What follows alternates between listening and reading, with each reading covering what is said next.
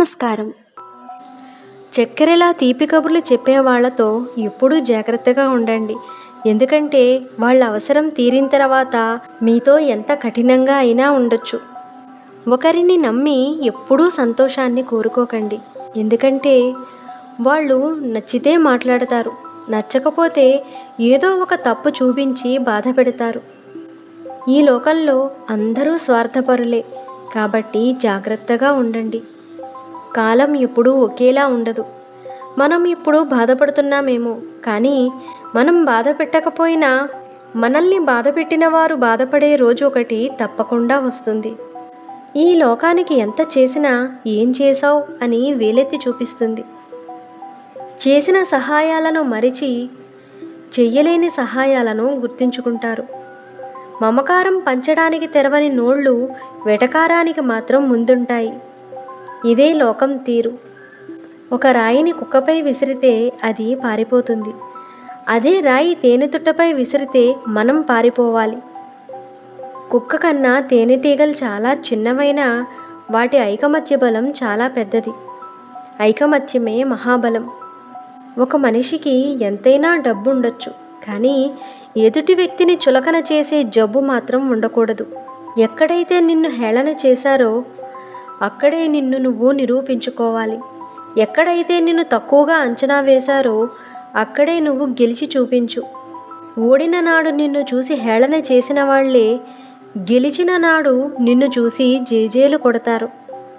మనతో కలిసి ఉండాలి అనుకునేవారు మనల్ని అర్థం చేసుకోవడానికి ప్రయత్నం చేస్తారు.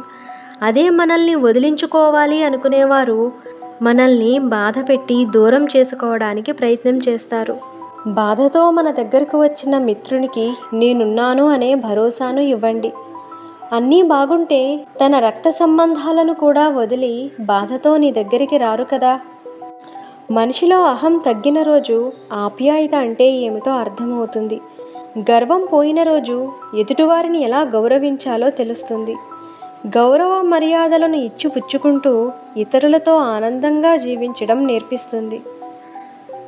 నేను నాకేంటి అనుకుంటే చివరికి ఒక్కడిగా మిగిలిపోవలసి వస్తుంది. నోటికి వచ్చినట్లు మాట్లాడే ముందు ఒకటి గుర్తుంచుకోవాలి. మనం మాట్లాడిన మాటలు మనకి గుర్తుండకపోవచ్చు, కానీ అవి విన్నవారికి ఎప్పటికీ గుర్తుండిపోతాయి. విషం వేషం రెండూ ఒకటే.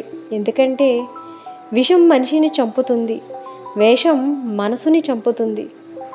నమ్మిన వారి దగ్గర వేషం వేసి మోసం చేయకండి.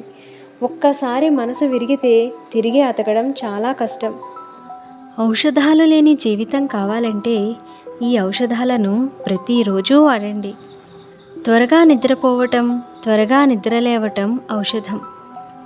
ఓం అని జపించడం ఔషధం. యోగా, ప్రాణాయామం, ధ్యానం మరియు వ్యాయామం ఔషధం.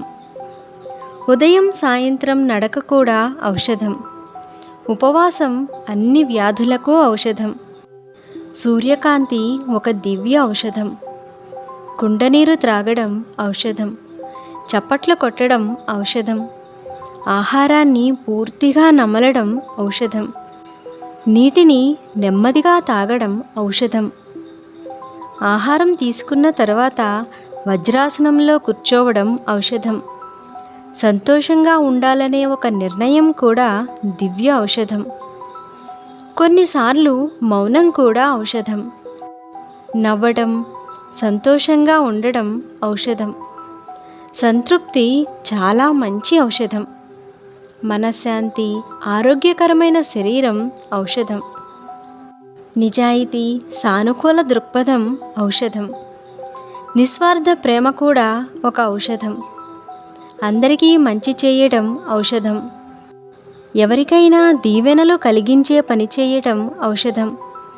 అందరితో కలిసి జీవించడం ఔషధం. తినడం, త్రాగడం, కుటుంబంతో కలిసి ఉండడం మంచి ఔషధం. మీ ప్రతి నిజమైన మంచి స్నేహితుడు మీకు ఔషధమే. సంతోషంగా ఉండండి. ఎప్పుడూ ఖాళీగా ఉండకండి. ఆరోగ్యంగా ఉండండి. సంతోషకరమైన మనస్సును కలిగి ఉండండి. ఇవన్నీ మీకు మంచి ఔషధం. ప్రతి కొత్త రోజును సంపూర్ణంగా ఆస్వాదించడం కూడా ఔషధం. ప్రకృతి యొక్క గొప్పతనాన్ని అర్థం చేసుకోవడం, దాని పట్ల కృతజ్ఞతాభావాన్ని కలిగి ఉండటం కూడా ఔషధం. నేను చెప్పిన అంశాలు మీకు నిజమే అనిపిస్తే ట్రూ అని కామెంట్ చేయండి. మంచి విషయాలను అందరికీ షేర్ చేయండి. మరొక మంచి అంశంతో మళ్ళీ కలుద్దాం. నమస్కారం.